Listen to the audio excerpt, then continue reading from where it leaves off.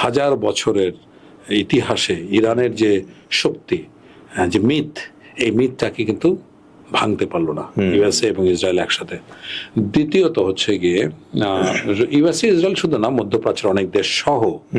সুতরাং যে জায়গাটায় মানে ইরানের অর্জন, সবচেয়ে বড় অর্জন, এটা নৈতিক বিজয়, তারা তা কিন্তু পেয়েছে। এই যে 4000-5000 বছর ইতিহাসে ইরানকে কেউ কখনো দখল করতে পারে নাই বা পদানত করতে পারে নাই, এটা আবার প্রমাণিত হলো। দ্বিতীয়ত হলো ইউএসএর জন্য যেটা সবচেয়ে বড় মিথ ছিল, যে ইনভিনসিবল পাওয়ার, তাকে কেউ কখনো ঠেকাতে পারবে না, কেউ কখনো প্রতিহত করতে পারবে না, সেই মিথটা ভেঙে গেল।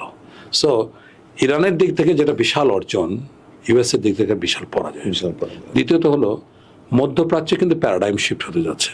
মধ্যপ্রাচ্যের যে গালফ স্টেট যারা ইউএস মার্কিন নির্ভর নিরাপত্তার স্বপ্ন দেখতো, সেই স্বপ্ন কিন্তু ভেঙে খান খান হয়ে গেছে। এখন সৌদি আরব পাকিস্তানের সাথে চুক্তিবদ্ধ হচ্ছে যে তাদের নিরাপত্তার জন্য সহায়তা করবে।